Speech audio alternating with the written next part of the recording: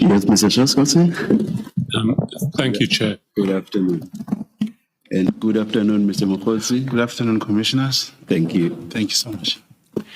Mr. Mogotsi, there was a point in your testimony yesterday where you actually addressed topics beyond your statement.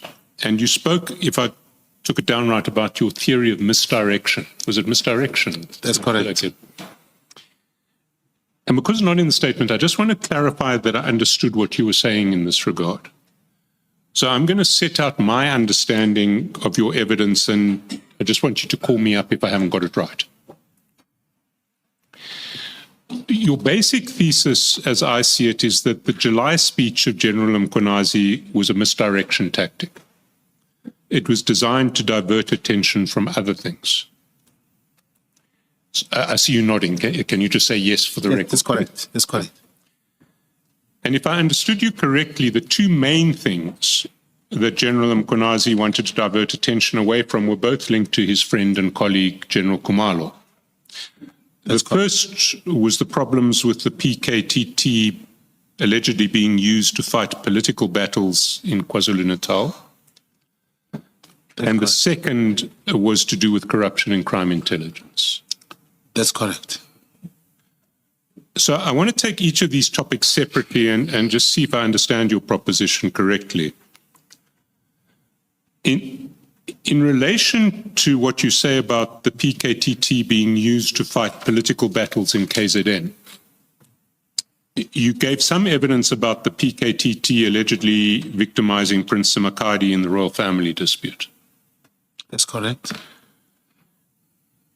And here I just need some clarity, because I did understand you to suggest that the PKTT was being used to fight former Minister Cele's battles in KZN ANC politics, and that the Crime Intelligence Division was being mobilized for this purpose. And at least that's what I understood you to have in mind when you referred to the WhatsApp message about the Sindiso Magaka case in your chats with Mr. Matlala.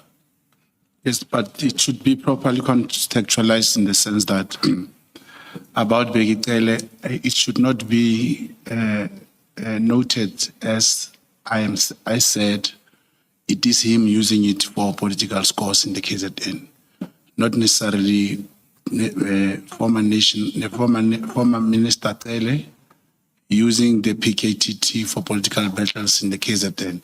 That I did not say. So that you didn't, are you suggesting that the PKTT is being used for political scores? Yeah, but mostly by General Mkhwanazi, it is actually used to achieve a different objective from that is actually intended for. And what objective would this be? Let me give an example.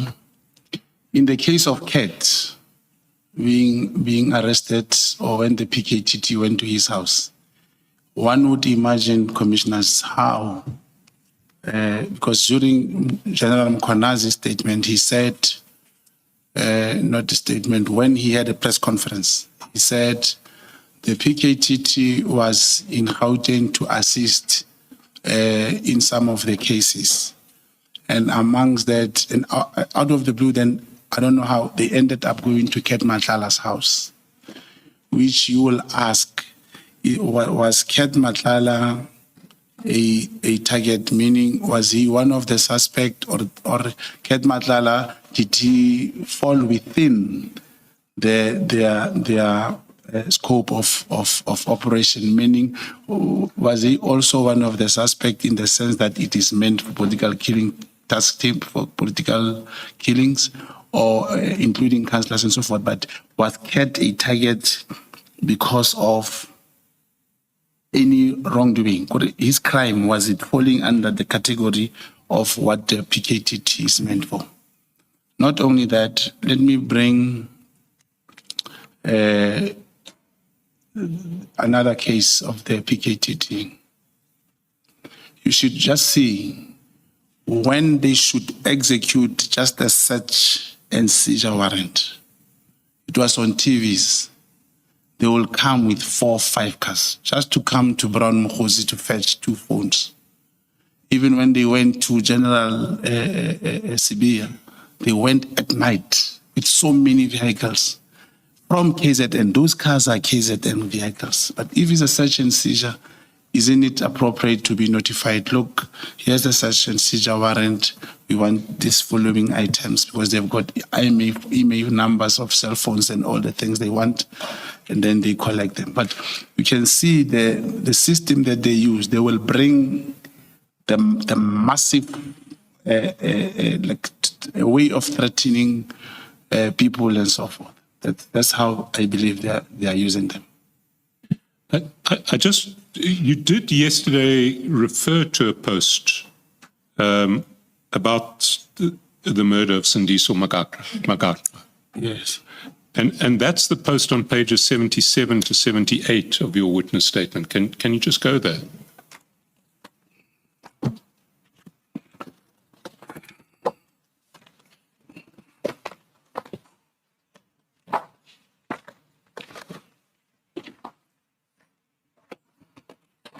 Mr. Chairperson, which bundle? The witness, it's part of the chats. So it's in it's the annexure bundle, not the witness statement bundle.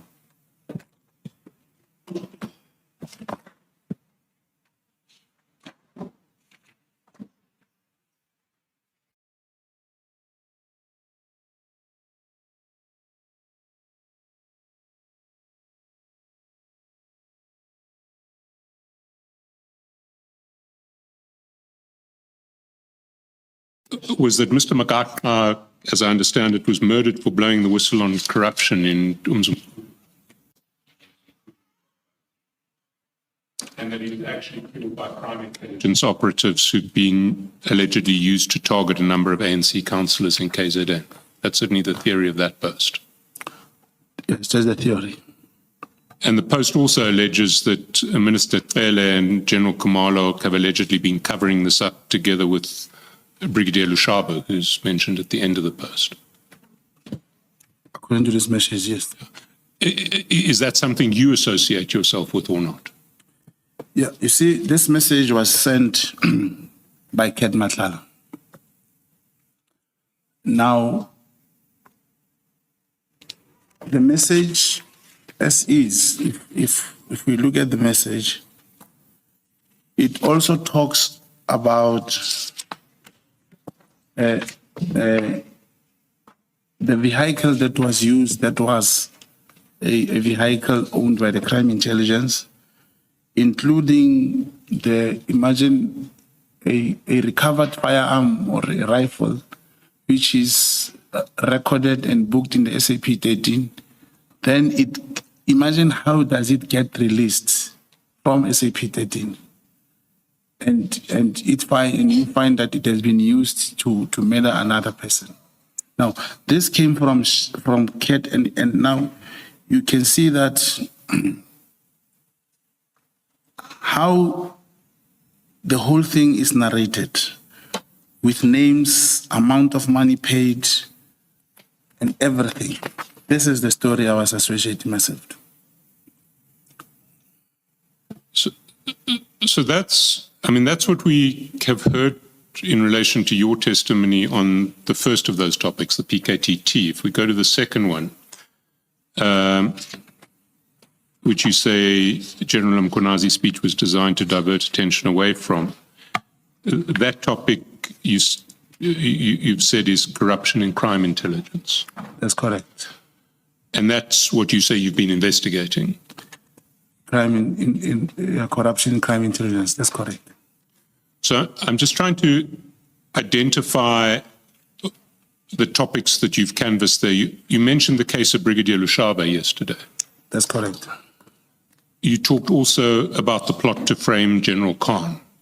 That's correct. I think you mentioned in your evidence yesterday vehicles being bought with secret funds that are not properly accounted for. It was one of the tasks given in the first place. That's correct. Certainly in your chats with Mr. Matlala, we also see references to a property that's allegedly bought with secret funds that are not properly accounted for. Yes. Now, this is where the interest starts. I believe even over the weekend, there was a publication from News 24. It talks about the IGI report. I don't know how they got it, where the secret fund was being abused to buy these properties. And if you check, that's one part of the work that I did. There's a property which was bought for 22 million rand. There is a proof of transaction from the deed office. And what will surprise you most, it is bought under the name of an individual company. Then you ask yourself a question: what will happen if this individual passes on? How will the state ever recover this property? Sorry, it's bought under the name of an individual person, not an individual. But bear in mind that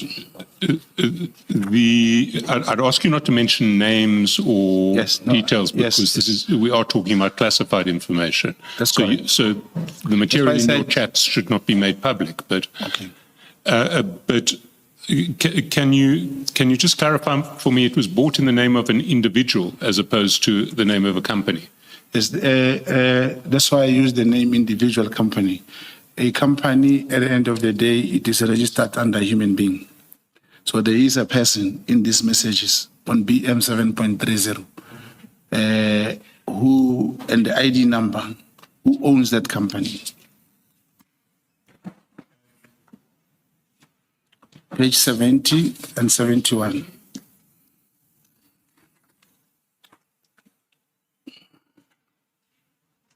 Now,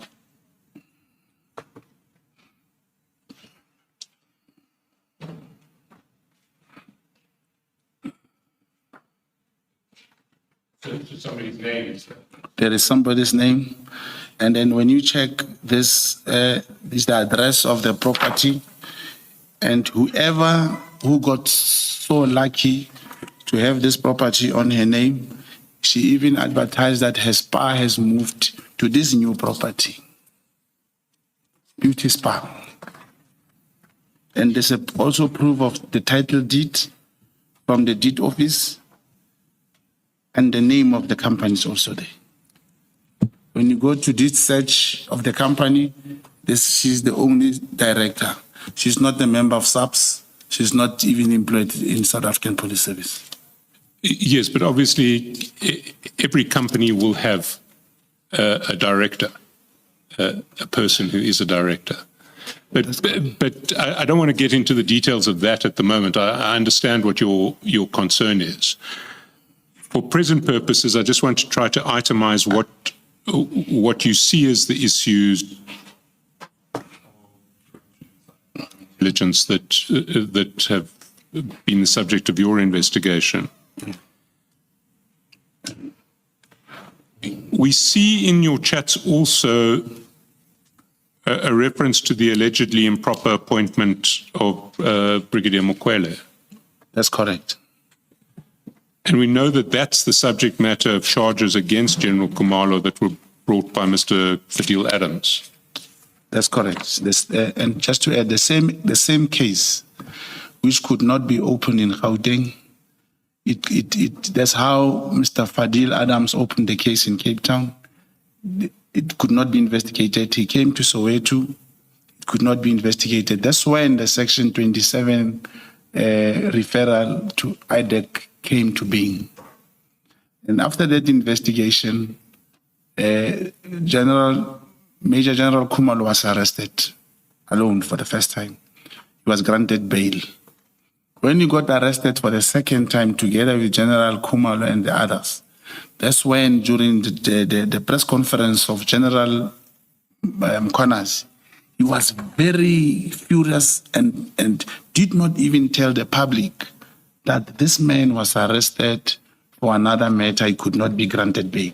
Then he attacked the magistrate to say, what kind of a presiding officer who will deny a person who is working in the employment of the state bail, and why would he impose bail conditions that prohibits them from entering crime intelligence offices? Like I said yesterday, that magistrate recused himself from the case.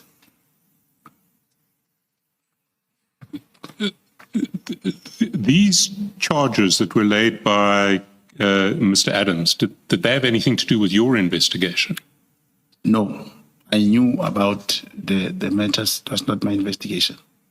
And did your handler play any role in them, to your knowledge? No, only the one of the lady, they call it docket 38, yes. The docket 38. It was that one of housebreaking, which the crime intelligence officer, through his gathering, realized that it was not housebreaking, actually, it's perjury and defeat in the hands of justice. And that's what you spoke about yesterday in relation to, is it Brigadier Lushaba? That's correct. Which led to his first arrest. That when he got arrested for the second time, he was the only one who couldn't be granted bail. Is there anything in relation to those two topics, the alleged misuse of the PKTT and the alleged corruption in crime intelligence, that we haven't addressed here? Yes. There is also the purchase of a forklift that was purchased by the slush fund. And purchase a forklift is usually around the most expensive, which works in the mine, will be 350,000. That one, we don't even know where it is working. It was purchased for almost 900,000. Sorry, for? 900,000 rand. And is that what your investigation revealed? Yes, and that one, there are proofs, just that it was not in the statement, but I believe I'm in a position to get the proofs. And there's another, in relation to the crime intelligence, the corruption we are talking about. There are three things that usually happen. One of them, it is the reason, commissioners, after receiving the notice to appear before the commission, when I approached my counsel, the advice was there is no need to come here. I am not obliged to say anything here. Commissioners, my intention, I wanted to help this commission. That's why I'm here. And I'm raising this because I'm going to touch on very, very critical matters, which will also affect me. And I also need the commission to note, I'm coming here at my own cost. I'm paying my protection. I believe Mr. Chattleson and the rest, I've pushed my legal team to engage them, saying, after this commission, I may need protection. And I even said, I was very much disturbed when my life was attempted, in forced Loras. Before I could even give a statement, because people thought I'm a Superman, I'm trying to lie that I was moving like this inside, in the riddle of bullets, whereas by luck, I don't know what happened. It was only one shot because those people followed me for so long. I thought they could not find me. When they saw my car, they fired a shot. I managed to drive because they were driving on a speed 10 left on that particular street. Fortunately, they passed to go and make a U-turn. That's when I ran for my life. But before I could even give the statement, they were saying, hey, this may be a staged assassination, and that's what made me very worried. It was presented as if after that incident, I will say, I don't want to come here. I wanted to come here. Now, here are the things in the crime intelligence that I wish the commission should. It's about this informant. The handler is alive. I'll provide the name of the handler at any given time. It was about the cash in transit which happened in Limpopo. There was a success. 17 people died in that. That informant was the 18th person, but did not die. Because of the nature of the operation, we knew he was alive. And he came to Gauteng. The only problem started with the plane. It was 1 million rand that was requested, could not be approved. It's one of, commissioners, if can remember, it's one of the thing I gave example about. The source said 1 million came out. He still cannot give the proof, but the 50,000 rand which was prepared to be given to this informant finally came out.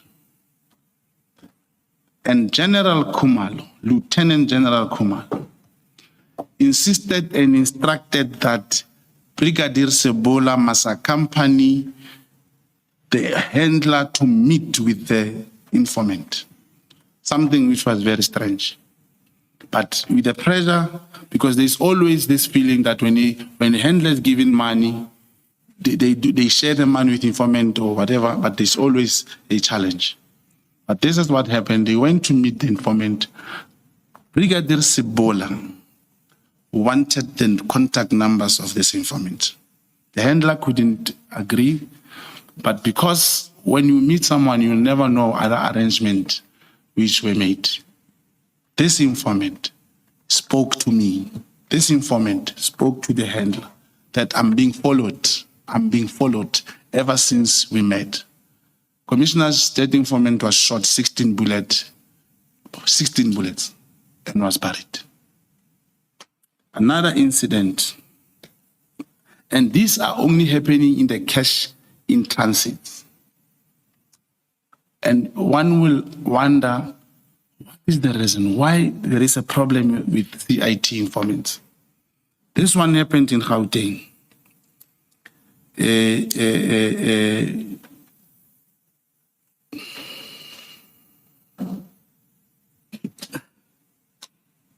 Mr. Chair, is that still an answer to your question? I think, Mr. Mogotsi, we should possibly canvass these issues separately on the basis of a separate statement, because if there is detail that requires investigation, I think that we should do that before we canvass it in open commission. Okay. Commissioners, the question was, is there anything that I want to raise that is not in the statement around corruption in the crime intelligence? That was the question, and I said, yes, I do have. No, I did ask that question, okay. But I think it would be better for us to canvass it. If you're going to give specific allegations, then I think we need to canvass them, investigate them, and we can do that. But I want to... Sorry, Mr. Chairperson, may I just... and I accept the way you're going to proceed, and I think that's a correct way to do it. But I would like to raise this. You are mentioning names. You've mentioned Sebola. That's correct. Are you accusing him of anything? And I think in fairness to him, on this very public platform, you should say what it is you're accusing him of, and you have the facts to back it up. Because if you don't have the facts, and if you're not accusing him of anything, you need to say it. I'm not accusing him of anything. I'm saying it is very strange for anyone to accompany the handler. All right, no, to meet the informant. I have to stop you. Okay. I have the answer. You're not accusing him of anything. Okay. Thank you. Thank you, Mr. Chairperson. So, yesterday when you were speaking about General Mkonazi's speech and the misdirection tactic, you said that the speech was typed in Pretoria and you described it as being akin to a coup. You recall that? That's correct, Commissioners. Now, who do you say were the plotters in that process, in this process that you say was akin to a coup? Thank you, Commissioners. At first, as we know that it is not a protocol for a provincial commissioner to call that kind of a press conference, where the national commissioner, I'm saying, is in a better place to have called that press conference. And by the fact that the National Commissioners, like he saw nothing wrong after the press conference was called. And the National Commissioner, still today, he never even condoned the doings of General Mogotsi. I can say they were together in this. Is there anybody else you would accuse of that? It's obviously General Mogotsi during the press conference, he was very angry about the arrest of Lieutenant General Khumalo.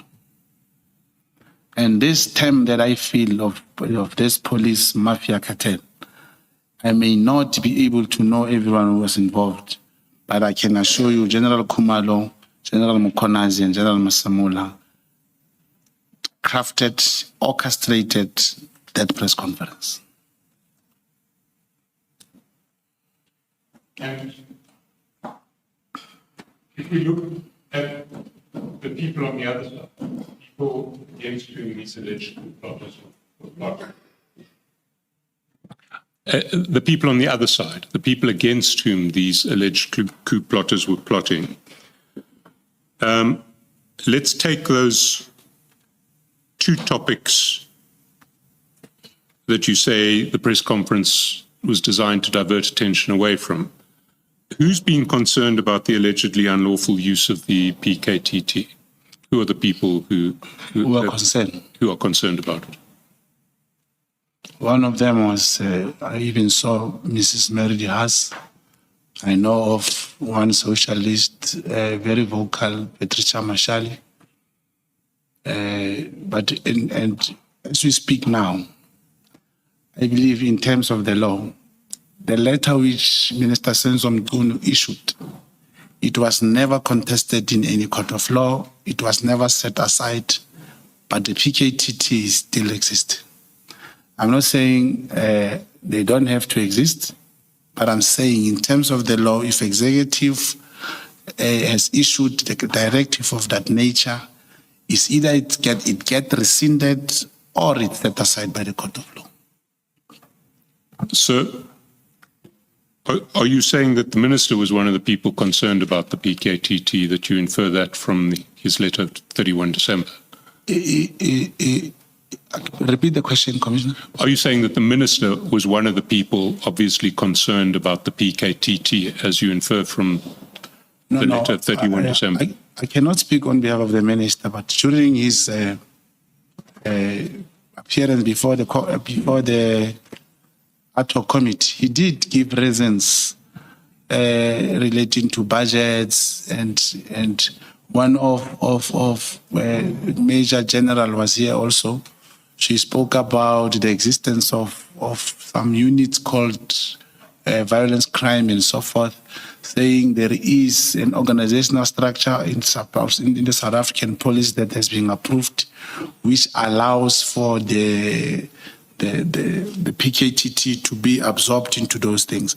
I think it was just a procedural and a policy matter, which does not call for one to like or not or dislike it.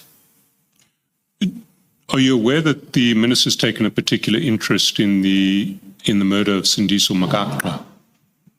I'm not aware. He in fact told Parliament that he was considering appointing a ministerial inquiry into it. Are you aware of that? No, I'm not aware. Do you know what the Chief of Staff's position is in relation to these issues and the PKTT's alleged abuses? As I said yesterday, Commissioner, on my statement, the Chief of Staff, I would only talk to him during the ANC day and only if I did not reach the minister. So I don't know his position on anything. And if we go to the topic of alleged corruption in crime intelligence, we know that General Sabia was kept appraised of your investigation in this regard. Not that much. I remember I report to my handler. It is only here and there if I could speak to him, but it is my handler that I'm informing about an investigation. So who else inside SAPS do you think is concerned about corruption and crime intelligence that you're investigating?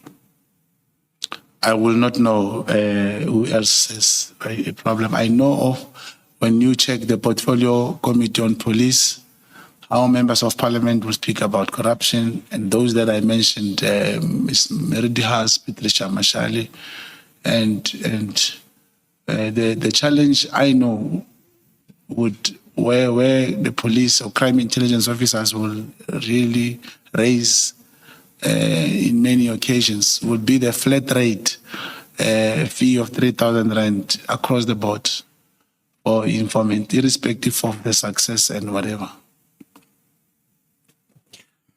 Now, if your thesis is true, that the July speech was a misdirection tactic, it is possible that it may have been a misdirection tactic, but what General Mkhunazi said about crime syndicates controlling senior police officers remains true. You accept that? Yeah, you know, I still believe General Mkhunazi, as a provincial commissioner, he did not have to go to the media. That wasn't my question. My question was, do you accept that whether it was a misdirection tactic or not, it is still quite possible that what he said about syndicates controlling senior police officers is true? It's possible. And of course, misdirection can be played in any direction.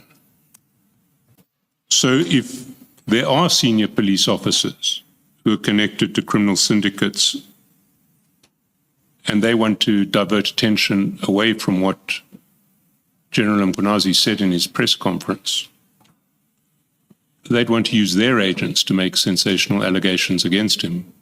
You accept that? Yes, I accept that.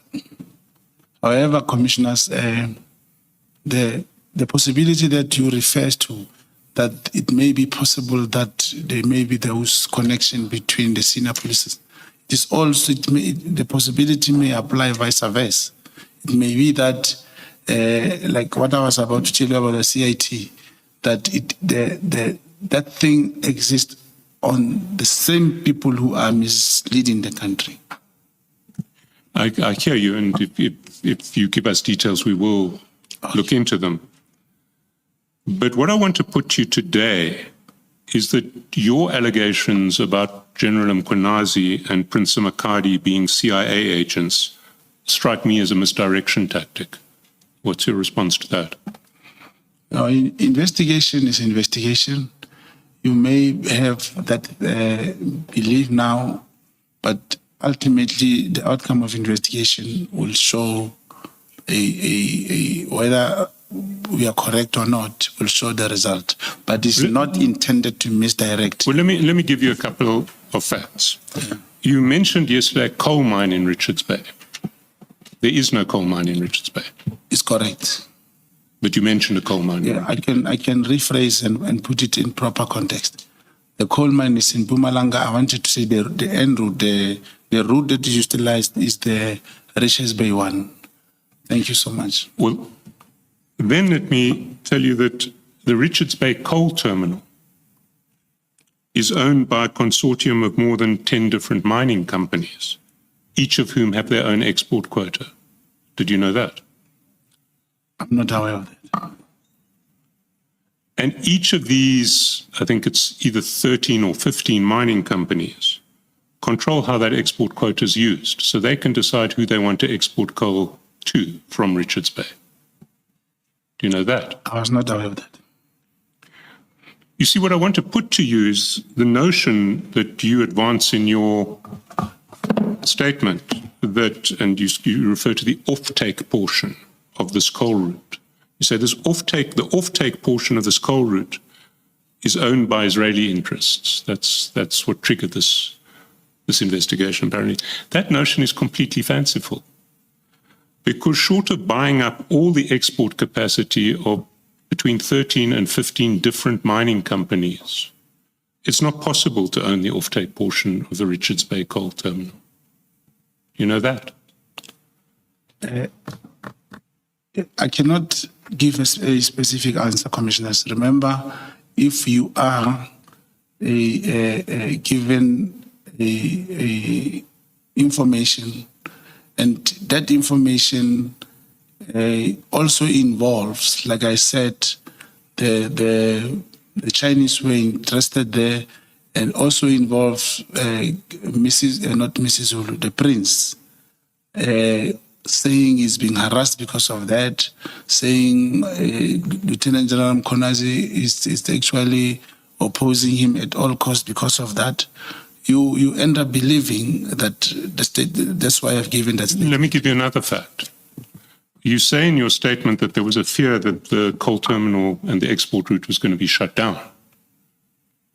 That's in your statement. That's apparently why the so-called Western interests got interested in. Yeah, according to information, according to the source, that's what I heard. That's what. What I want to put to you is that there's never been any suggestion from government that the Richards Bay coal terminal is going to be shut down, and that, on the contrary, in the period you speak of, government's been investing hundreds of millions of rands in improving the rail link to Richards Bay. Yeah, commissioners, the information was there was a feeling from the West End that since South Africa took Israel to court, to the International Criminal Court, that may be halted. That's how I have phrased it. Let me take it further. Do you know that since 2023, when you say this investigation started, the output of the Richards Bay coal terminal has been increasing steadily? That may be, yeah, it's possible. I'm not conversant with that. I was sticking to my investigation, commissioners. You see, what I want to put to you is that if you or your handler were genuinely investigating a CIA plot through General Mkonazi to protect Israeli interests in the whole of the export, the offtake from the Richards Bay coal terminal, you'd have been able to discover the facts that I've just given you in 5 minutes on the internet. So you really wouldn't have come up with a story which is self-evidently absurd. Commissioners, if whatever senior counsel has been saying comes from the internet, then, investigation doesn't work like that. And I'm disappointed, senior counsel, that with those powerful facts that may be written by someone who has interest, then they are presented before the commission, and I do not know. In fact, whatever that you've been saying, it means, remember what I said in my world, I can put up a website, take my people in 5 days and give you the opposite of what's written. I want to put to you that if you actually investigated the notion that, one, the Richards Bay coal terminal was under threat of being shut down, that, two, it was controlled by Israeli interests, it would take you less than 5 minutes to realize it was absurd. And I want to put to you that the fact that you didn't take those 5 minutes, you or your handler, to do it, suggests that you weren't actually investigating these allegations. Commissioners, investigation of that kind, we don't go to the internet. You have 5, 6 people here with a bot, those that have knowledge showing you what they think, showing you what is happening on the ground, showing you there is kind of a system which is used when you are dealing with that. And I'm saying in my statement, if you check my statement correctly, I'm basing, just like the chairperson said yesterday, he was using a different language about hearsay. A hearsay is tested until, through investigation, until you get the result. It's not that the result will always say, yes, General Mkonazi is a CIA. No, you investigate, you get the outcome, then you rely on what you have. But since we have not got anything, it means what you say will stand, but that will not stop us from investigating. So you want to put in issue that the Richards Bay coal terminal is controlled by between more than 10 different mining companies. You're not satisfied that that's the truth? the interest, that's the truth. According to what you say, I'm not sure, I don't know. But when you talk of Western interest, commissioners, there is a term called this white monopoly capital. It's a different thing. It's not what you see having 10 companies, having 5, 6, they will say black people, CEOs. That's not the case. When you talk of a particular business interest in the size of that business, it's not what you see on the internet. Not what you see. Well, what I do want to put to you is that the suggestion that General Mkhwanazi and Prince Makadi are CIA operatives working to protect Israeli interests in Richard Bay coal. Is it not King Mrs. Zulu? King Mrs. Zulu, I beg your pardon. Is one false, and is two a misdirection tactic. It's designed to take attention away from the allegations that General Mkhwanazi is making. No, that's not the intention. It's not the intention. The allegations General Mkhwanazi is making, I'll give an example. Today, the whole country knows that Mr. Senzo Mchunu is corrupt, is aligned to the drug cartels. Till today, they have not brought one evidence that links Minister Mchunu to those things. Even they will say the same applies. Remember I told you about this Boko Haram and Ket Matlala.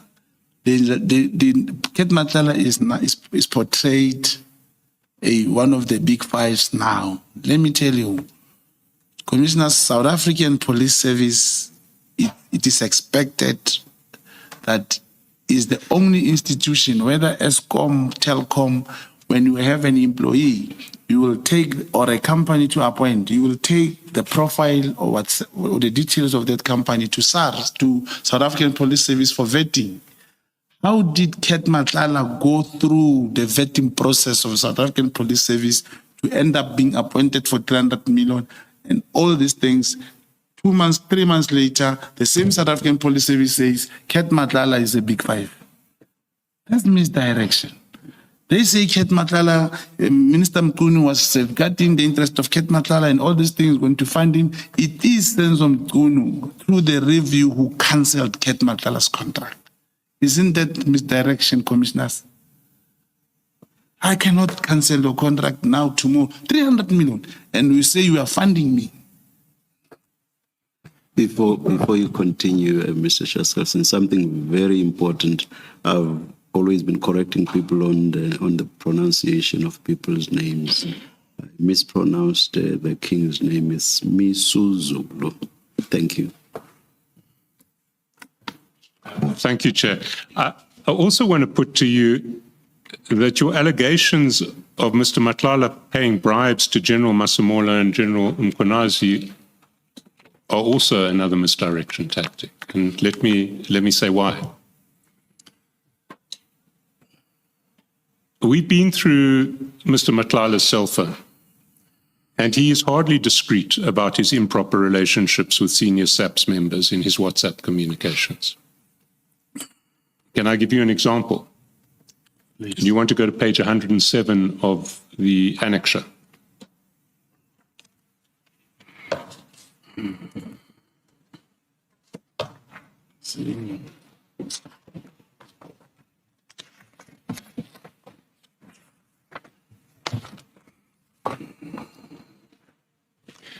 We'll come back to this exchange a little bit later, but I'm sure you remember it. It's relating to the witness who said he was being pressurized to change his story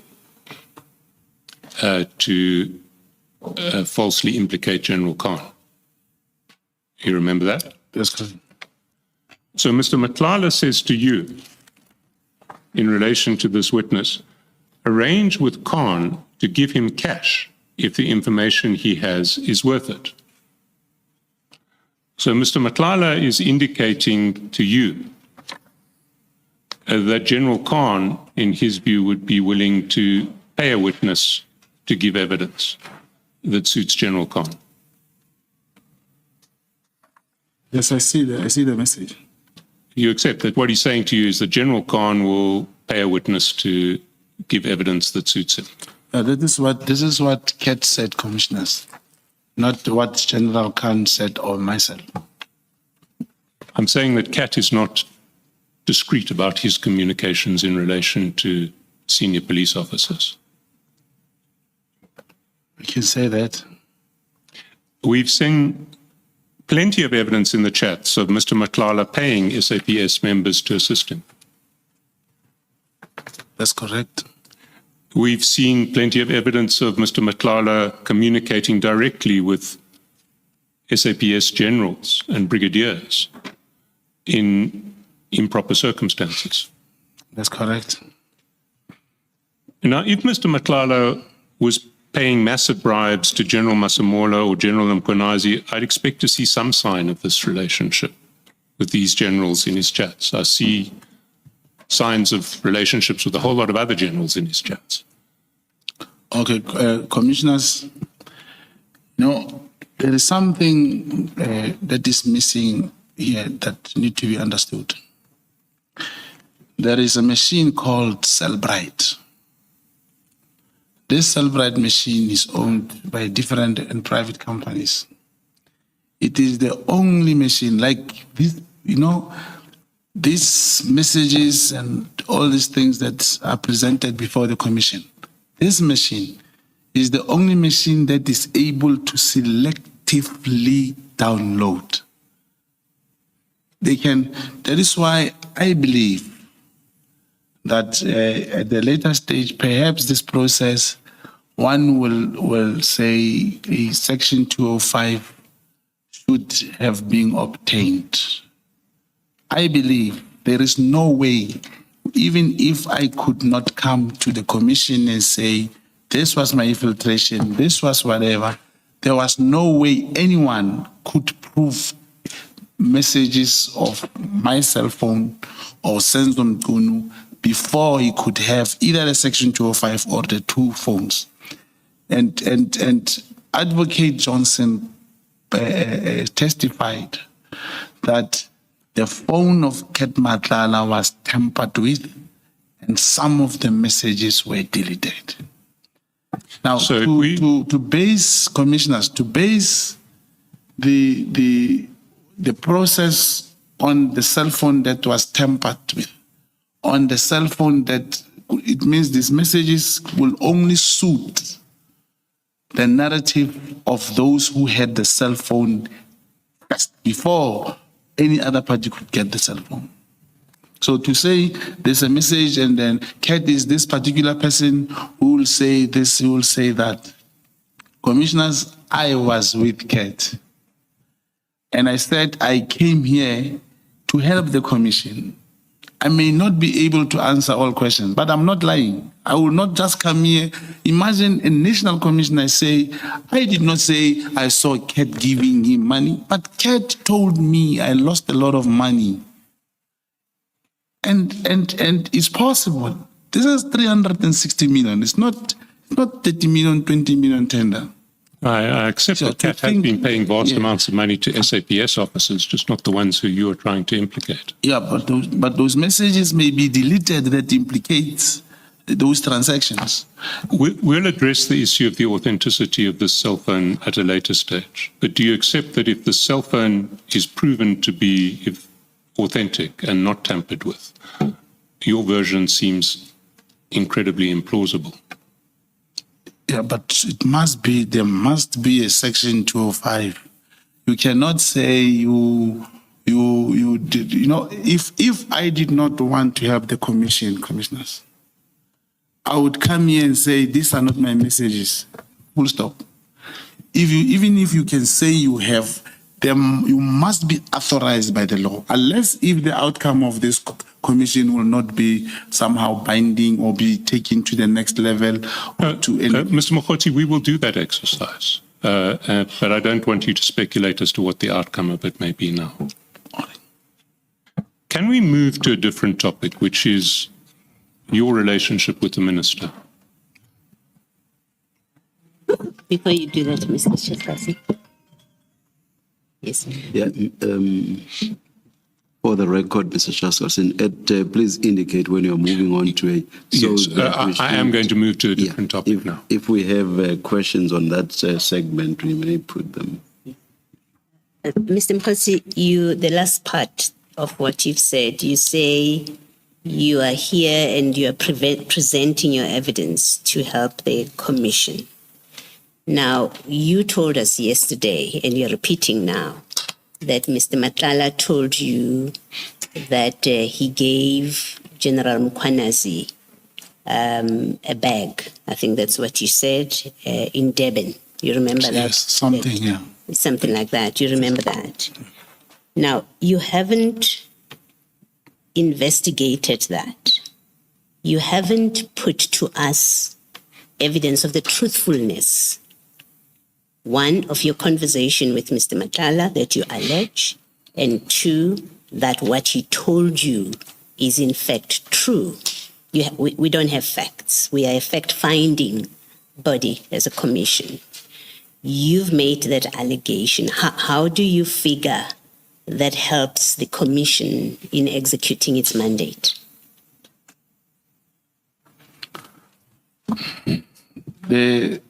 All I'm saying is I came here to give my side of the story. Now, for one to say I'm misdirecting or this is a misdirection, when I say this is what I know. If Kat was lying to me, he lied to me. But this is what I know. He told me. That's correct. I'm not discussing misdirection. In fact, I come from a position of concern that you are making statements, even in this short exercise of cross-examination, none of which is backed up by any investigation on your part that you can produce the facts to us and say, here's proof. We know that you're close to Kat. You've told us you were with him. You don't have an affidavit from him that confirms that conversation, and that he told you, that you spoke to him and he told you what you say. We have only your say-so. And I'm concerned that we may well be grossly irresponsible and reckless as a commission, that we've given you a platform where you're making all these statements and you present them as facts and you keep saying, I'm here to help the commission, when in fact they're not backed up by any facts or even basic investigation on your part. For me, as a commissioner, that's a matter of concern. Do you accept that you're making statements that you have, for whatever reason, you're not backing them up with facts, even just this little bit about payments to Mkhwanazi and to Masim, to General Cele? It's not backed up by facts. You accept that? I accept that, Commissioner. And you accept that's not helpful to the commission if we don't have facts from you? If the commission is a fact-finding body and I give you information, I'm giving it that commission can investigate. I gave example about the Boko Haram and the crime intelligence presentation. No, allow me to stop you because I know you've got many topics that you're discussing. I'm worried that we don't end up discussing something that I wasn't raising. I'm raising with you a very specific thing. You said yesterday, Matlala told you that he went to Umhlanga Ridge and that was General Mkhwanazi's home. Now, if you've been following the work of the commission, you would know that General Mkhwanazi testified that his home is in Hillcrest. So you'd have done a basic inquiry with Matlala. Are you sure that's his house? Because in the commission, this is what he said. You did not do that.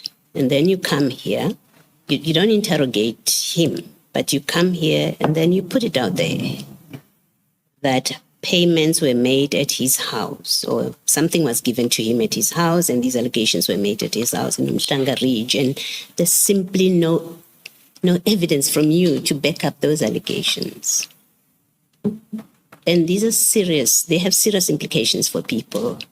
And I think we should be concerned that you may be using this platform, at least to some extent, such as this, you're using this platform to make allegations like that, which you're not backing up.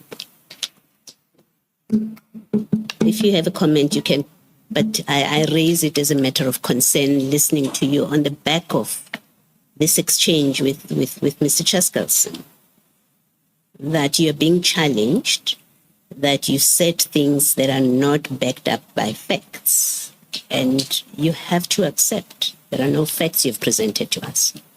Oh, okay. Commissioners, I was talking about the presentation that is in the crime intelligence. I was trying to say that. With that, I was backing up my story that former Minister Bheki Cele knew Cat before.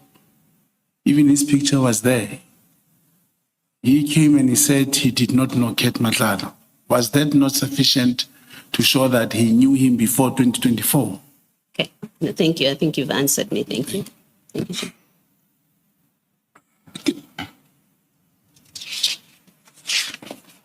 Can we move quickly to deal with your relationship with the minister?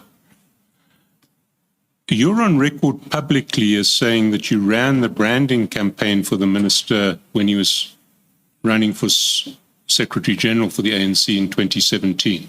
Is that correct? Yeah, in my province, that's correct. In your province? Yes. So you've known the minister since at least 2017? That's correct. And you have a direct line to the minister. Your evidence yesterday was that you only call the chief of staff when you can't get to the minister directly. That's correct. And we saw multiple signal chats that you had with the minister over the period December, January 2024, 2025. That's correct. And the minister was calling you on several occasions, not you calling the minister. As people knowing each other is possible. That's correct.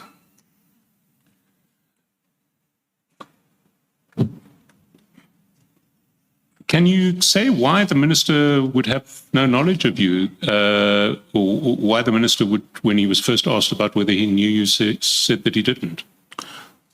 I don't know why he said that. In fact, accept the answer that I'll give you what he said to me.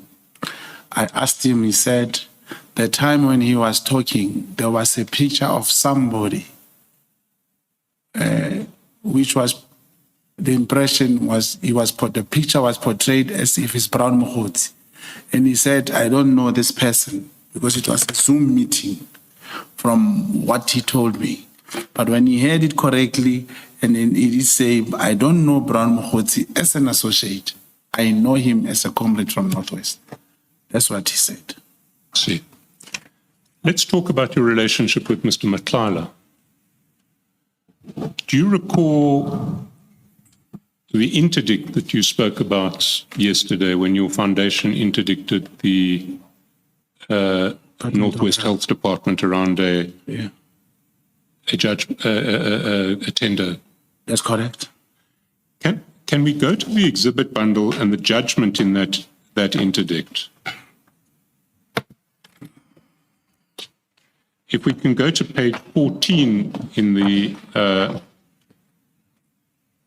exhibits bundle.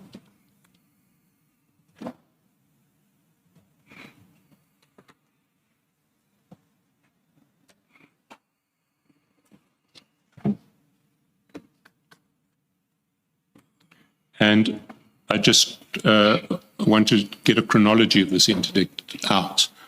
So the judgment starts on page 13 of the bundle, and the applicant is the Brown Mogotsi Foundation. That's correct. And did you depose to all of the affidavits in this case as the named member of the foundation? Yes, I did. After being given the authority by the board, I am not a member or a director of the Brown Mogotsi Foundation. It is named after me. It is the board would take a decision to say who can depose an affidavit. In this case, it was myself. Both founding and replying? That's correct. So we see that the matter was heard for the first time on the 15th of September in paragraph 2 on page 14, and then postponed to 22 September for the respondents to file their answering affidavits. And in paragraph 4 on page 14, we see that the order was delivered on the 26th of September. So the hearing would presumably have been on the 26th of September. Is that correct? That's correct. And if we go down to the bottom on page 29, we see that the attorneys for the foundation were Tao Matsumela attorneys. That's correct. Sorry, page 28.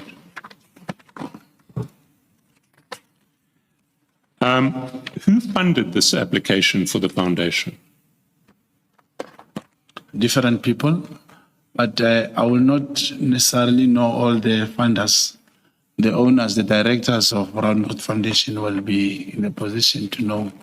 But I know of a few, one of the companies that's funded, but I don't know the entire name. Which company do you know?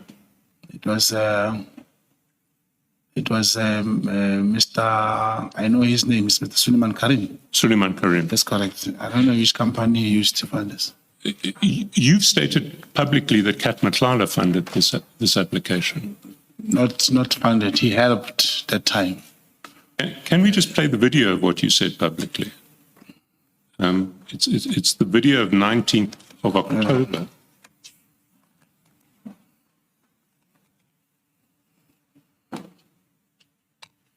And Chair, we should give this an exhibit number because it's not in the paper bundle. Can we call it exhibit BMC1? I'm just trying to think, should we not keep a running list? Because we had an exhibit number with Ms. Sillo the other day. Was it Ms. Hassan? Ms. Hassan.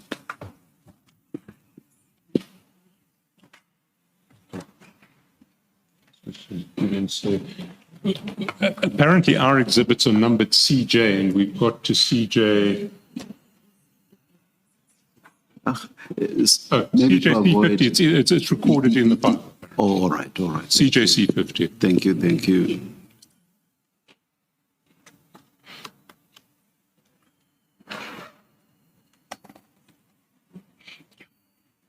In July, he proudly disclosed his 2023 legal battle with the health department was funded by Musi Kat Matlala. He never told me in advance, Baba, be careful. I'm a kingpin, I'm this, I'm that. We are meeting him as a business person. It doesn't necessarily say you are endorsing the person. Kind of thing like that. When my foundation took the Northwest Provincial Government, where we are, he assisted there was a tender for 72 million and a half.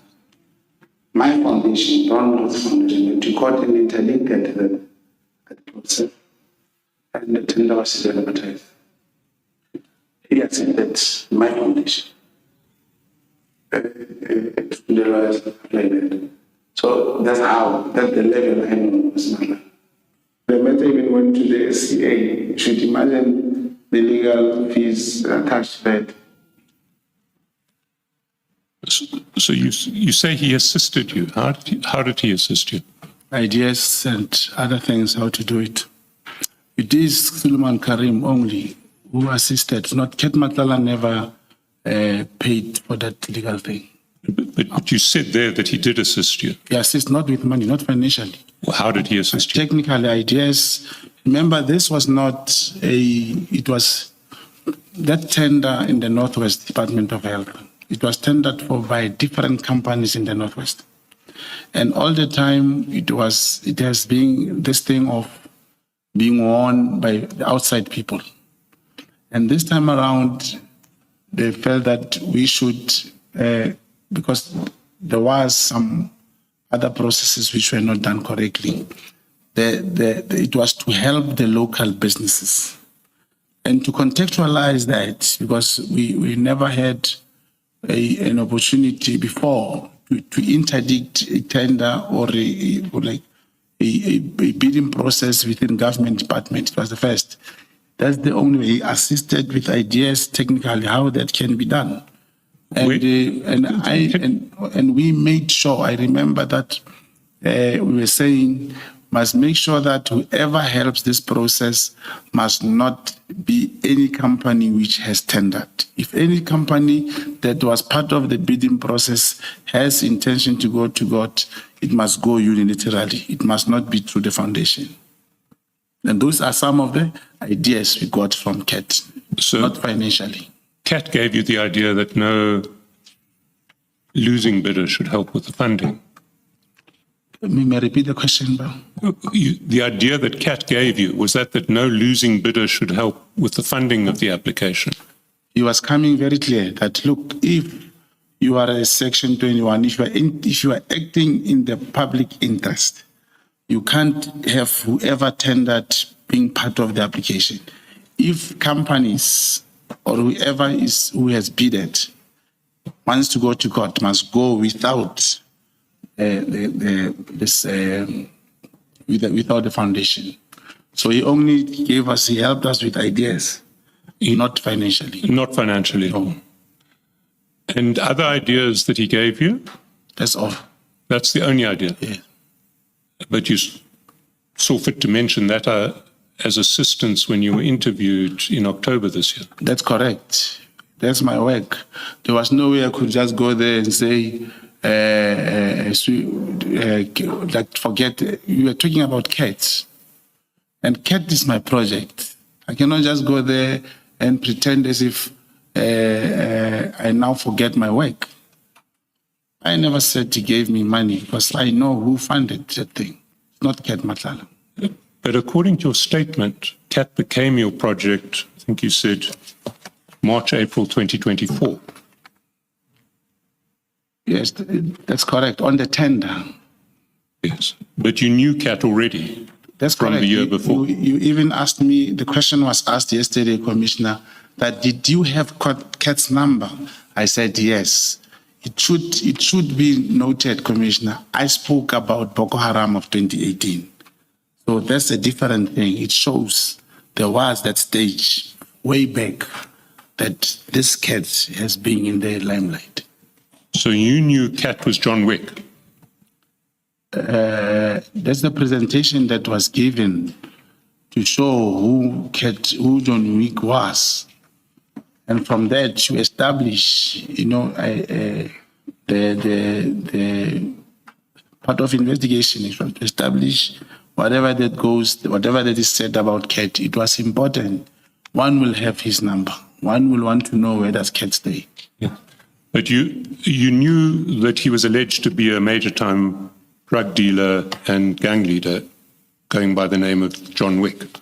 I cannot confirm that. I was confirming that John Wick, in terms of the intelligence report, is most CAT Matlala. That's the picture that was put there. And let's say, this is very, very important, commissioners. Let's say CAT comes, whether in any court of law or any platform, is able to dispute that he was not John Wick. Let's say CAT was not John Wick. The point that I was trying to make is the picture that was placed on the intelligence report, it was that of CAT, and his name was written CAT underneath and John Wick. So I was trying to say, former Minister Becky Taylor must have remembered this face when he met him for the first time in 2024. But surely by the same reasoning, you must have remembered this face and this name when someone comes to offer you assistance in how your foundation should bring a public interest application. Yeah, even if commissioners, even if that time CAT could have wanted to help us financially, if he was not one of the bidders, we will accept. I cannot say I did not know him or I did not, there was no way we could work with him. All I'm saying is he was able to help, to give us idea, to help us to take this thing forward. You'll realize in the same application, commissioners, it was re-advertised, it went to the CA, and the foundation did not proceed.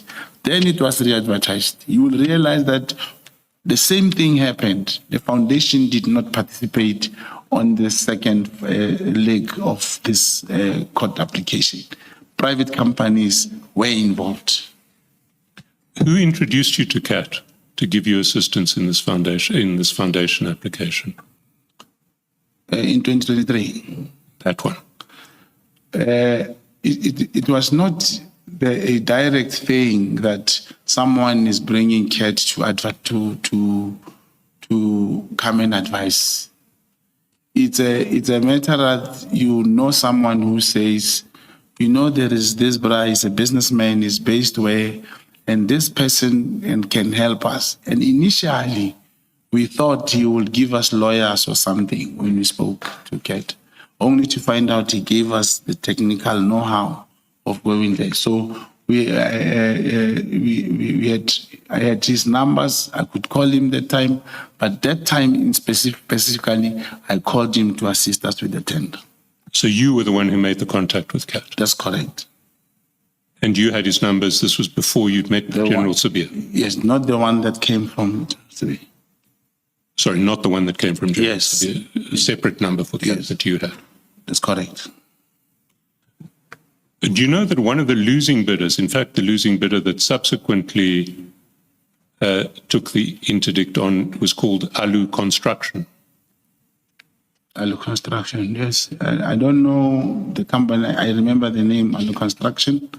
I knew it through the legal firm, Tau Matsemela, attorneys.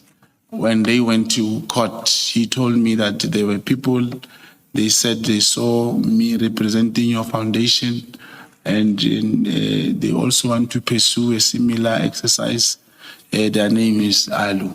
That's what they do. So they went to the same attorneys, Talmat. And that's correct, Commissioner. I asked them how. Now, why did they come to you?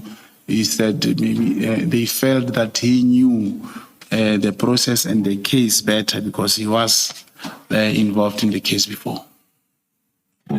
And do you know that Alu Construction are one of the entities in the consortium of Morgan Maumela and Kat Matlala that was awarded a lucrative contract at Tembisa Hospital? I don't know the owner of this Alu, this Morgan Maumela. I saw him on news. Do you accept, if I put it to you, that Alu Construction was one of the entities in the consortium of Maumela and Matlala that won the contract at Tembisa Hospital? Yes, I saw that on the news. That's correct. And do you know that it was the award of that contract that Babita Deokaran was investigating when she was murdered? Yeah, I saw, yes, the whistleblower. That's correct. And we know that Mr. Suleiman Karim has an interest in the Medicare 24 contract of Mr. Matlala. You've described him as an investor in that contract. That's correct. And we know that Mr. Karim, on your version, funded this litigation of the foundation. Yeah, that's correct. That in the first instance, and he did not come to me. He did not go to the foundation. There was a meeting of small businesses which bidded for that contract, and we had somebody from outside Mafikeng won that contract, the health tender, and I went to ask him, and it was not the first time. I went to ask him that, Suleiman, there is this thing we want to interdict this because the business community is being undermined. The business community is now crying that they will never have an opportunity in this tender.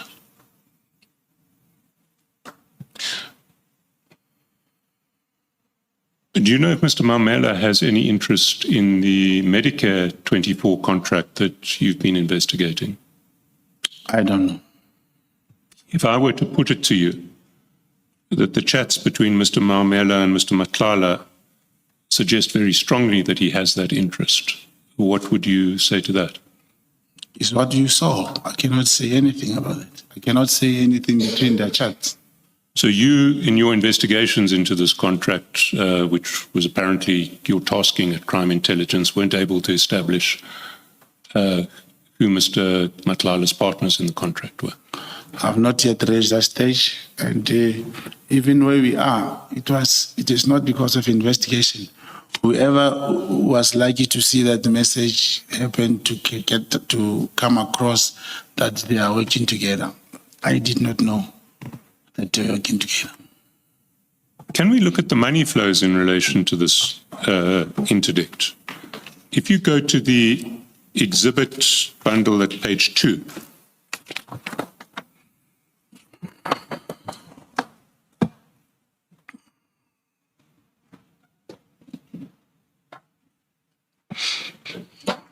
do you have it? That's correct. Now, you'll see there are a series of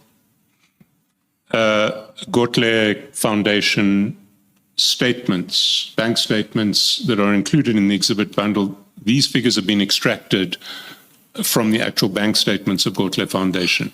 Can you remind the Commission who Gotle Foundation are? There's no Gotle Foundation. There's Brown Mogotsi Foundation. Gotle Specialists. Oh, Gotle Specialist is the company owned by my fiancée. She's the sole director in this company. So it's her company, not yours? No, it's not my company. I do not have shares. I'm not a director. I do not have any direct beneficiation from that company. If we look at these money flows, we see that on the 10th of August 2023, there was an F&B payment from S. And the contra account holder is Tasmika Construction. We go over to the right.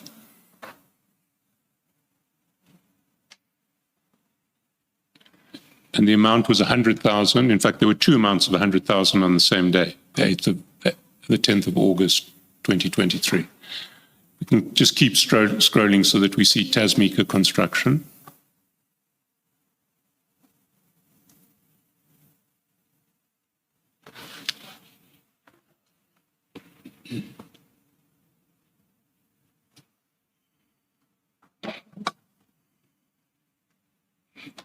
Can we scroll further to the right? So the payer is Tasmika Construction. Do you know whose company Tasmika Construction is? Yes, I know. I know who's the owner. Suleiman Karim. Suleiman Karim. That's correct. So we see on the 10th of August, there were two payments of 100,000 each from Tasmika Construction, Suleiman Karim's company, into Gotle Specialists, your fiance's company. That's correct. That's correct, boss. And then if we go down to one row, we see that on the same day, there was a payment of 150,000 from Gotle Specialists. That's correct. To Tau Matsamela. That's correct. Is this the funding for that interdict application? I believe that's the one. That's correct. So a couple of questions. Why was it channeled through Gotle Specialists? I believe that time, this Brown Mogotsi Foundation did not have the bank account had some problem. But in addition, my fiancée is also director of Brown Mogotsi Foundation. So there was nothing wrong that they could pay because a certain amount. And it's very much important that it be noted that my fiancé and Suleiman Karim, I thought you would have obtained statement from 2010 to maybe 15, 16. They've had a relationship of business, subcontracting, all those things. I'm not part of that. I'm not even in a position to answer for that. And there was nothing wrong that the money could go through Gotle, since one of the directors of Brown Mogotsi Foundation is the owner of Gotle. So Tasmika Construction funded this litigation with those two payments of 100,000 into Hotle Specialists, which is your fiance's company. No, I cannot say 200,000. We requested funding, and then, like I say, they have history. There are other transactions which were not related to that. The amount paid to the lawyers, as is reflecting, that's the amount that has been paid. I cannot say he funded for 200,000 or 200, separate 100,000 rand. If we, so you're saying 150,000 was funded from Tasmika Construction? It was paid, I'm talking for on what I see, was paid to the lawyers. That's correct. For this case? For this case. And then if we go down, we see that there were two further payments of 50,000 each on the 19th of September. That's just before the hearing. That's correct. And they come with the reference from S. Is that from Suleiman Karim as well? That's correct. That's correct, Commissioner. And those two payments seem to fund a 70,000 payment to Tau Matsamela from Hotle on the same day. You see, on the part of funding and how much was paid to the lawyers and stuff, I believe it will be very much fair and appropriate for the commission to direct either its communication to the director of Hotle, because I cannot speak on their behalf. And I went through this, I saw a lot of bank statements. I can honestly confirm now to the commission that I will not be in a position to talk on behalf of these finances. Perhaps the commission, if find it more important, could inform Hotle and get their auditors to bring the books and stuff like that. Are you suggesting that you have no control over Hotle at all? I'm not suggesting it's a fact. I don't have any beneficiation from Hotle. Do you get paid money by Hotle? I don't get paid money by Hotle. This is my fiance. You can go through, if you check the statement, you'll always see some references, brown. It may be an error on a what you call a bank app, but the bank accounts where the money goes does not come to me. It's not my bank account. Yes, except for maybe 2,000 rand petrol when I do our personal things with her. But I do not control Hotle. I'm not the director of Hotle. I don't benefit from Hotle. And the Brown Woods Foundation, I don't benefit from it. I'm not the director. Ms. Mogotsi, we've extracted the payments to Brown coming out of Hotle. Correct. There's an amount in excess of 3 million rands in transactions that say payments to Brown. That's correct. How do you account for that? I cannot account for that, commissioners. The moment you see, you can check even on Tasmika or what is this? Tasmika plant.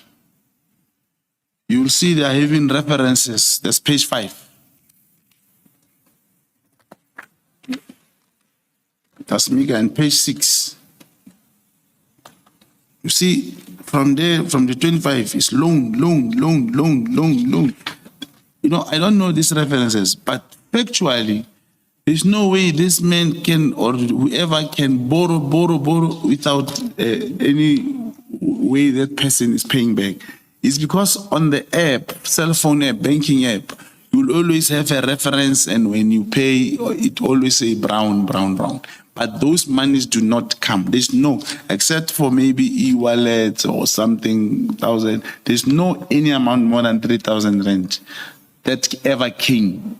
And I can even challenge and request the commission to do any investigation. Go to Hotle, get 205, get the statements and their financials. There's no. We will get the contras. Thank you. And for present purposes, I want to put to you that there are cumulative amounts in excess of 3 million rands that go out of Hotle with a transaction reference payment to Brown. Now that can be checked. Check their books, and on their books, you will see the bank account. I guarantee you, there's no bank account where this money came that is mine. And even if probably there are third-party payments, probably let's say it's third-party payments for me, the financials from those auditors and them, or if she's subpoenaed, you will get. I'm not having any power over that. And then being called the businessman, I have a business separately from Hotle. There is and this came as a result of I lost my wife. I kept what is mine separately from this. And it is, I can assure you, it's an error. It is an error on the app where a person was sending money every time, and that reference still written brown. Just I was checking after you gave fortunately, and thank you, Commissioner, for giving us opportunity to go this. Even this, I even called her. Did you make so many loans from this guy? He said, no, I've got invoices. I've been working with this guy. But look at the references: loan. It's not. There are no bank accounts linked to it. The references that say loan may well be incorrectly described, but they're not loans. Loans that you give. There are monies advanced from Ziggy Investments, which is another one of Mr. Karim's companies. That's correct. So you wouldn't know whether Ziggy is lending that money or not. I will not know. But logically, how can, like you can check on page 5, there is SSSSS, then there is PMT, then SS, then is loan. You can see this person kept, is an error on the app. He just kept that reference SSSS. Yes, but the reference stays with the account, with the account number. So the reference is linked to the account number to which the money is paid. Probably I'm So not. the reference that says payment to Brown is linked to the account number to which the payment to Brown is made. Thank you. Then commissioners, let me request that the investigation should be done.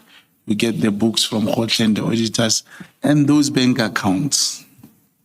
And I'm exceeding. You see, I said, except for maybe 1,000, 2,000 for the e-wallet or petrol, because I do live there.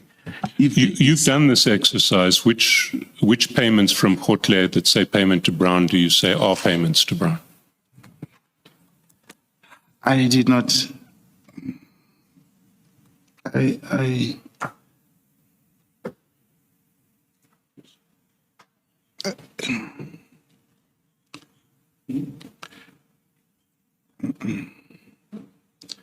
Yes, there is the one.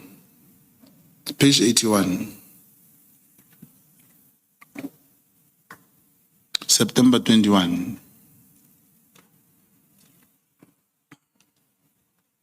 Sent 07298497779. 1,000 rand. 1.1. Those transactions of e-wallets, because even my bank account is not linked to Hotle. Yes, but that doesn't say payment to Brown. As I'm saying, those that are mine, they'll be in that fashion. So when I look on the 18th and it says payment to Brown, and it says payment to Brown, and it says payment to Brown, and it says payment to Brown, you're disputing that those are payments to you. I can assure you, those payments did not come to me. We'll get the contras and we will put them before the Commission. Thank you, Commissioners.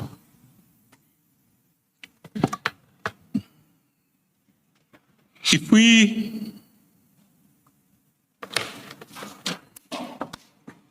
just recapping in relation to the 2023 contract, we have a losing bidder that is the same entity that is part of Mr. Matlala and Mr. Mamela's consortium. On which one? The 2023 contract that the Brown, One of the bidders. the Brown Mogotsi Foundation. interdicted. Oh, one of the bidders. One of the bidders, indeed. All right. We have payment from Suleiman Karim for the application. That's correct. We have Suleiman Karim being an investor in Mr. Matlala's Medicare 24 contract. That's correct.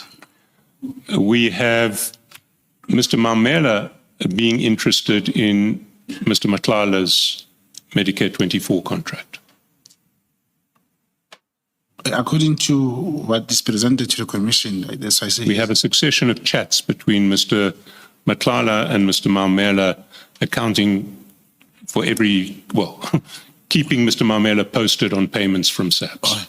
But commissioners, between Maumela and Matlala, we need to agree they are not at my disposal.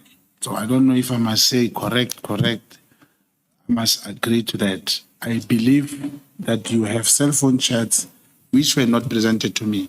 And even if they were presented, I have nothing to do with Matlala and Maumela. Coming back to the sequence, we have Matlala assisting with the 2023 application. Yes, the idea. That's correct. You say it's not financial, it's just strategic advice. Yeah.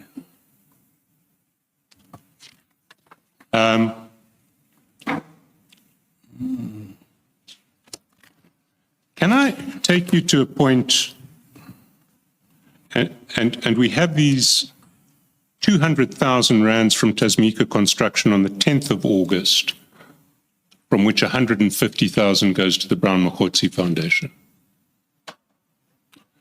That's correct. And would that money have come in after you had been at your meeting in the community to raise funds for this interdict? May you please take me to the page? Which Is it page? 29? Is it from the judgment? No, you don't. I'm not talking about the judgment. I'm talking about you said there was this meeting in the community, Community about forum, a business community forum that then said we Yes. must interdict this because local businesses are not being helped. forum. That's correct. So it was only after that you'd only have raised funds after that. I'm trying to get a chronology in my head. Myself, I don't understand, Commissioner. What is it implied right now? I thought I have agreed. I said yes. When we went to court, I asked Suleiman Karim to help us. When we went to court. Yes. Now I don't know if are you referring to the same. Request, I am referring to that 2023 matter. the same request that I made to him that he should help us when he sent the money. That's correct. Yes. And that was after you'd had your community meeting to start this case. That's correct. And that's how the 200,000 came to Khotle. That's correct. After I spoke to Karim. So what I do want to raise with you is, if you go to page E16, 60. 16,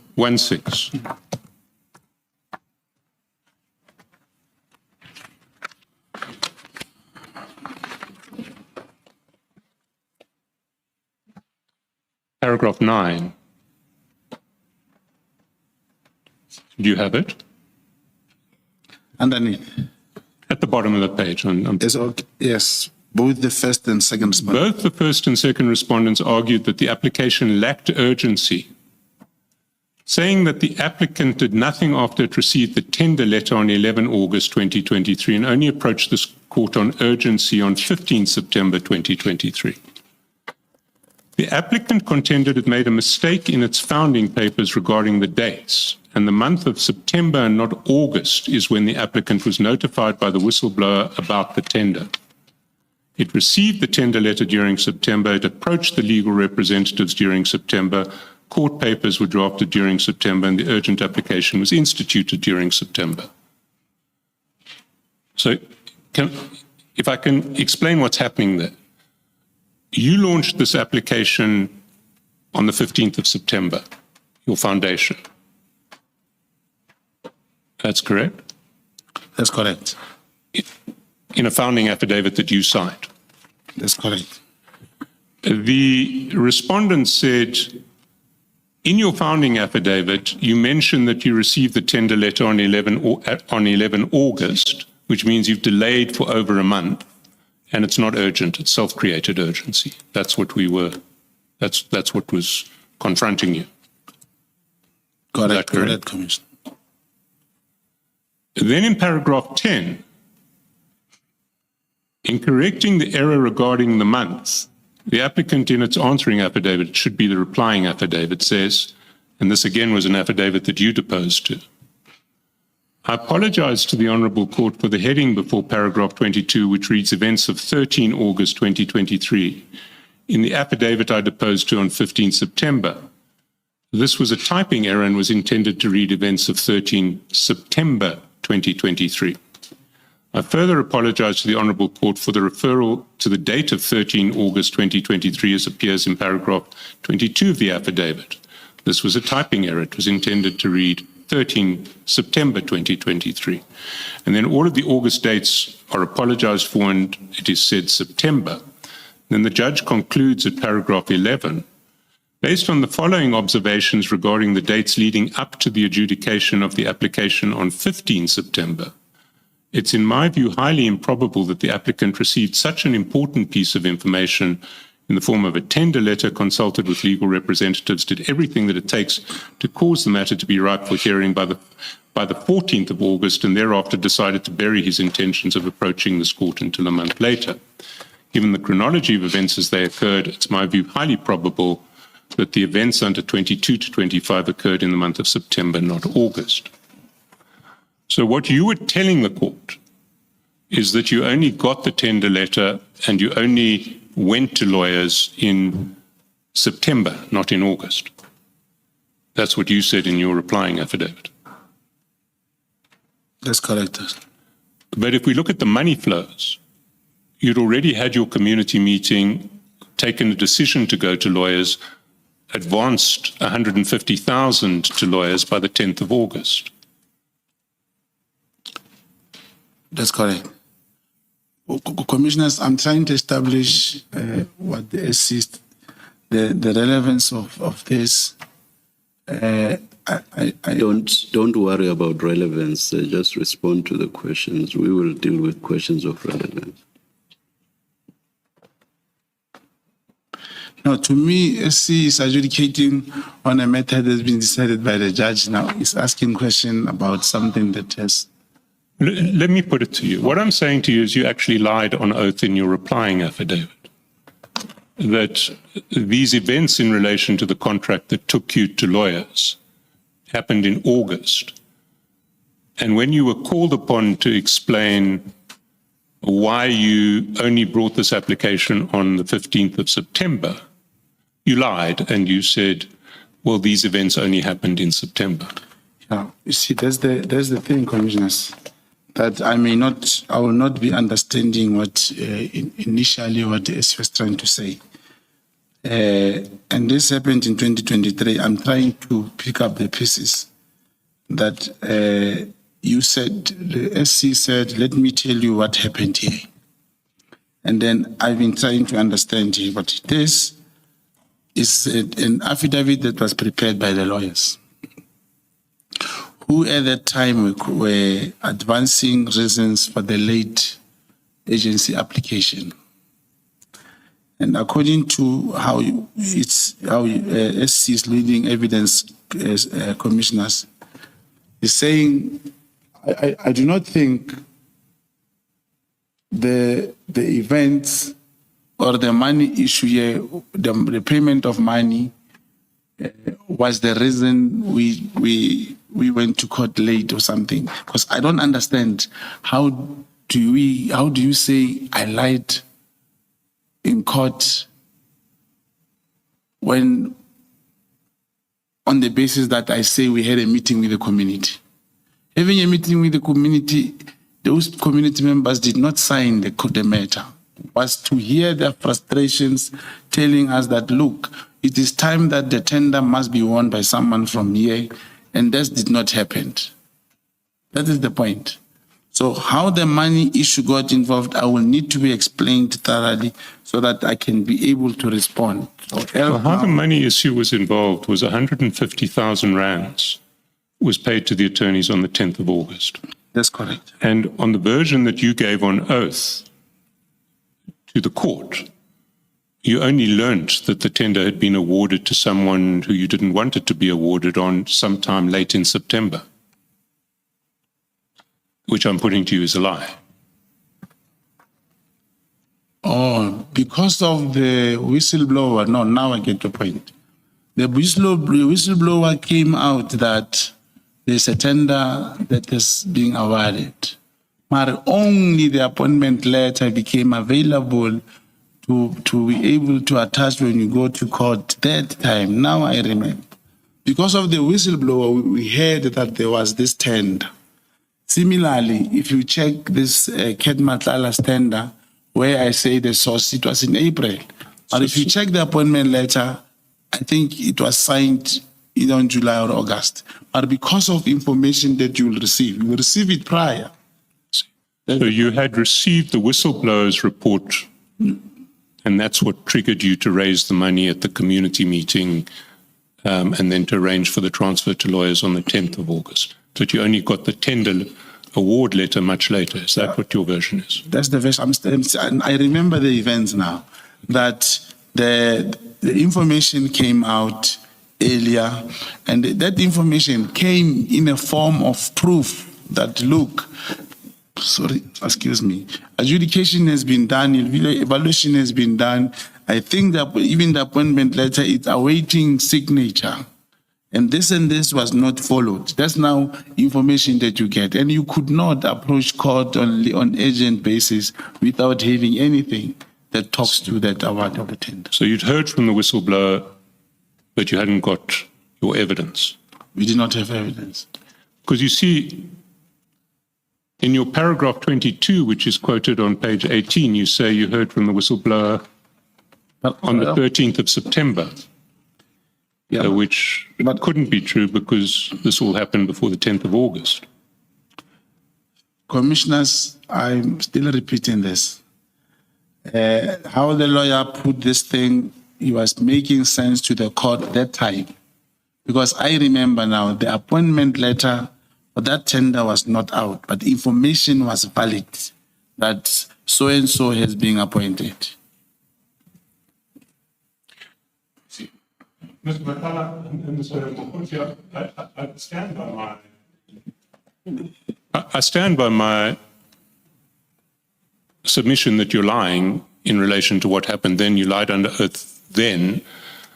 But I want to put a broader proposition to you, which is your role as an agent essentially makes you a professional liar. You lie as your job. What's your answer to that? That's not correct, Your Worship. That's not correct, commissioners. Even when I spoke about the legend building and stuff, there's rules. You cannot just stand up and lie. This was a pure community project, and I did not lie. That's why they say they came aware of the timber. There was no way the lawyer could say in affidavit, we had a whistleblower, and therefore the appointment date came late. That's how the lawyer would put his thing to court. So I am not, I will not just lie and I did not lie under oath. It was based on the circumstances that the appointment letter was not present, was not available at the time. Are you suggesting that you didn't lie to Mr. Matlala? That was now is a different case. But I go back to what I put to you earlier, that your job as an agent requires you to lie for a profession, as a profession. I may not have a comprehension about lying as a profession. As an agent, you cannot, there are rules. You cannot just lie if you are not in any mission. And is it a rule of being an agent that you can't lie under oath? Any matter that is conducted under oath, no one is allowed to lie. Can I take you to exhibit bundle page 43?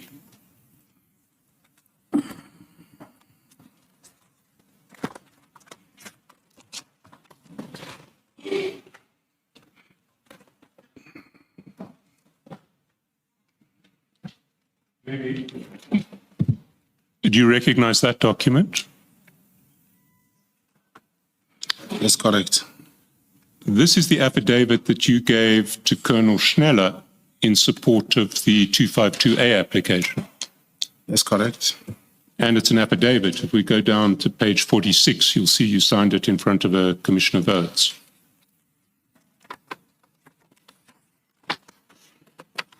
That's correct.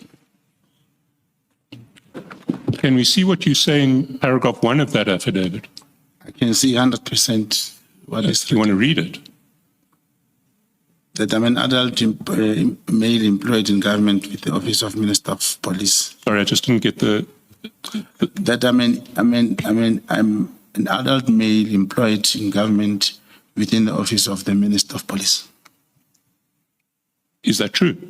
It's not true. I have, indeed, even yesterday immediately, I did raise this with the lawyers that when I introduced myself to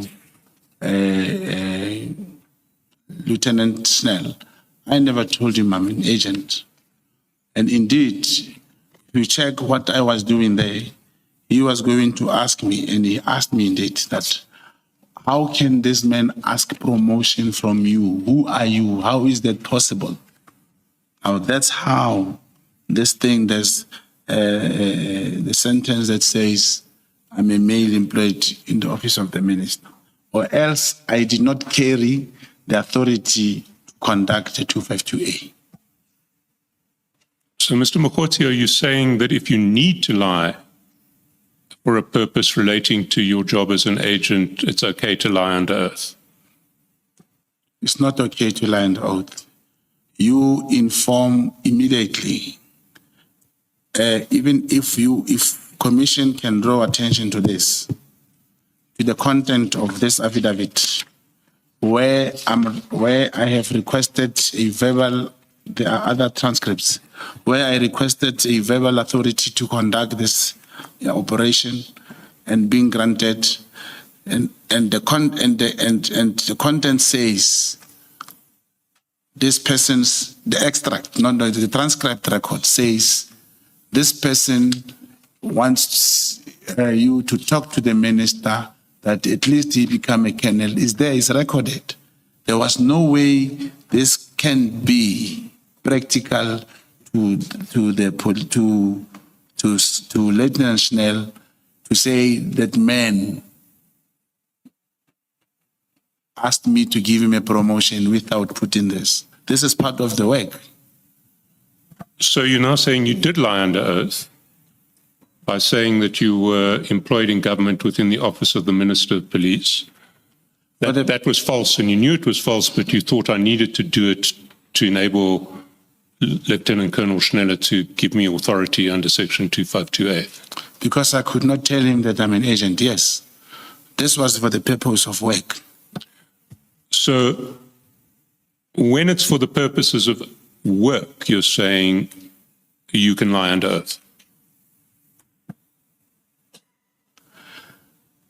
The circumstances commissioners should allow, like I'm saying, there's no any other example I can give. I'm conducting a 252A here. Let me give you another example.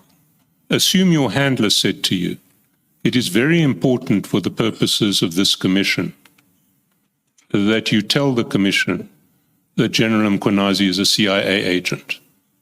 And assume you knew that to be false. Would you then be able to come to the commission and say, General Mkhwanazi is a CIA agent because your handler had said, for the operation, it's important for that to happen? Now, those are two different things, commissioners. Why are they different? Coming to the commission, you are here to provide commission with information that can help. The moment you lie, the commission will not be able to arrive at any level of assistance, cannot be assisted. There's no way you can be given instruction to come to a commission to lie. It's impossible. Why? If the intelligence operation demands it, why is it any different from lying under oath in a Section 252A application? Commissioners, if if instruction is to come here and lie, I could rather come here and remain silent. I don't think there's any reasonable agent of the law, agent of the state, who will come and testify in a commission or the court or any court of law and lie. Lying under oath is a crime, and if charged with perjury, you will be, whether you are an agent or you are ever. You cannot I agree with you. It is a crime. But you have lied under oath in this affidavit that you gave to Lieutenant Colonel Schneller, which is perjury, is it not? Yes, and Lieutenant Schneller is not the commission. We were executing. I'm saying if this sentence is not part of this, because the content of this affidavit is now, this is what happens. It is reinforced by the recording. The transcripts are attached, where a man says, I want to be promoted to become a colonel. He's saying that. Obviously, a police officer who comes to you, who you come to and say, I need an authorization, this thing must happen now. And remember, when you go to him, you go with a police officer. You go with a police officer who explains to him that this person is going to do a certain process, and this requires authority. Then that is why you will see in the annexures, the authority was granted. But this police, the same Colonel Schnell, will not write this affidavit if I say, I am Brown Mogotsi, I'm just a comrade, this man, I promised him a colonel position. The affidavit would not work. So the affidavit had to be granted, including a lie under oath, so that you could proceed with this operation to run the trap involving the officer who was going to implicate General Mkonazi and General Kumalo. Is that what you're saying? No, it was not intended to implicate General Mkonazi or General Kumalo. It was implicating whoever who was plotting the dismissal.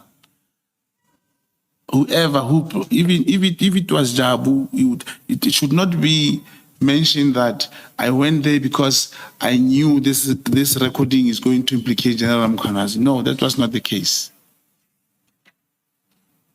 But that's not what you said in your original witness statement. In your witness statement, you made absolutely clear that you conducted this operation with a view to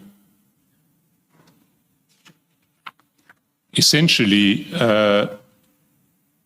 ultimately prosecuting General Mkonazi and General Kumalo for defeating the ends of justice. That was the whole purpose of this operation. I'm still saying you are correct. Even if it was not General Mkonazi, even if it was General Jabu or General Ma, whoever who was involved in a particular intention, that was the purpose of this operation. No, but we're not talking abstract in the air here.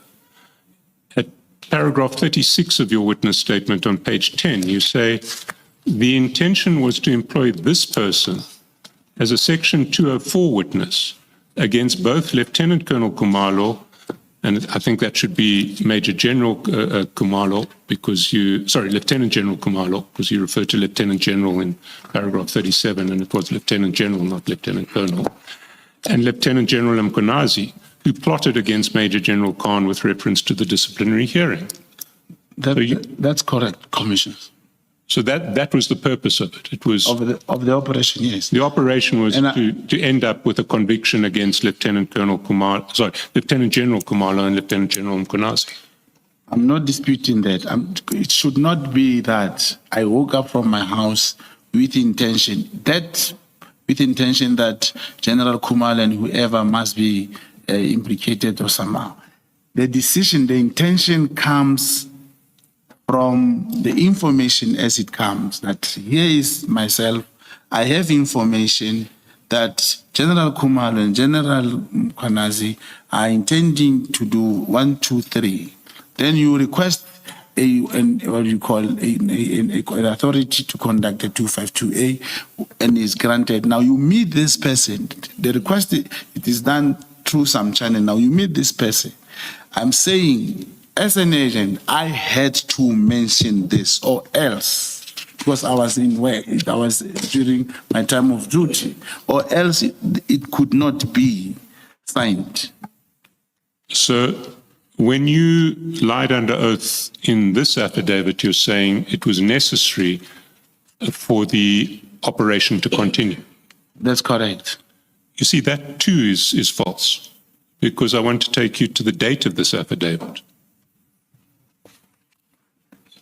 Can you go to page 46? The date of the affidavit is 15 February 2025. That's correct. By that stage, the operation had been abandoned. And you don't have to take my word for it, you can take your own word for it. Yeah, the answer is, commissioners can go to page 52. Before you go to page 52,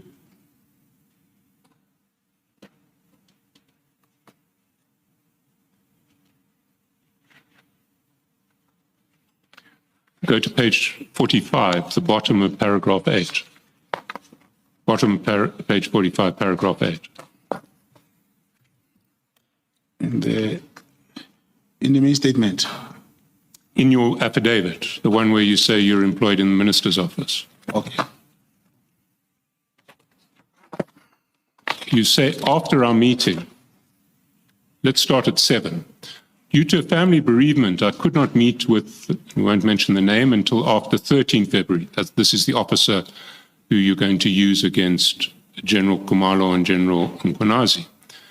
I am prepared to assist the DPCI in becoming an agent for that officer to be held accountable for his actions. So now you're going to hold the officer accountable. It's no longer General Mkhwanazi and General Kumalo. I'm also willing to testify at any formal trial that may take place.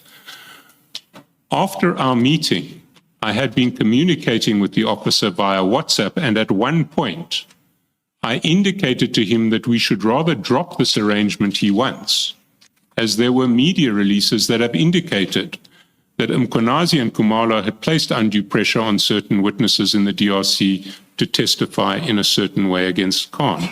So you'd already decided to drop the operation when you signed this affidavit. Yeah, that's correct, commissioners. And so lying as to your position inside the minister's office had nothing to do with an operation that had to be authorized. That's not correct, commissioners.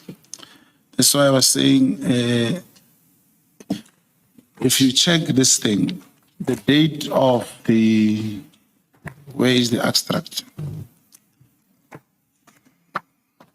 The date of the recording, after it was done and been granted the verbal authority.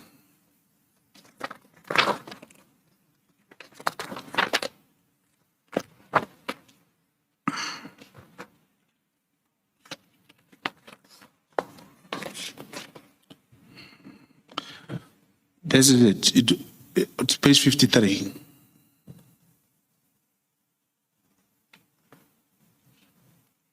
So page 53 is now not an affidavit, it's a transcript of your meeting with the SAPS officer who was going to implicate General Mkhwanazi and General Kumalo, and a DPCI, I think it's a colonel who's going to assist you with the trap.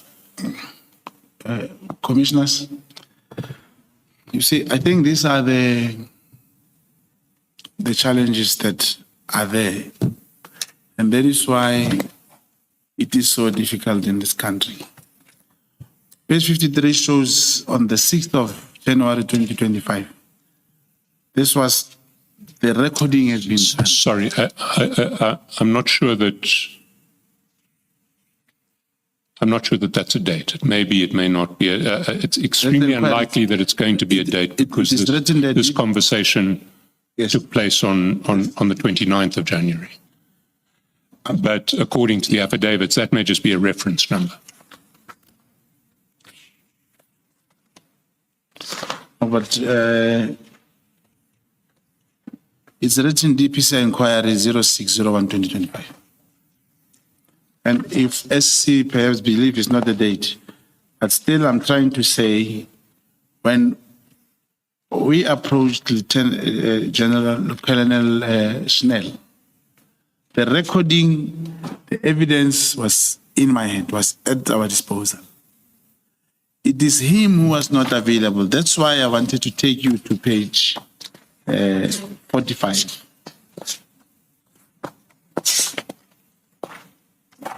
45.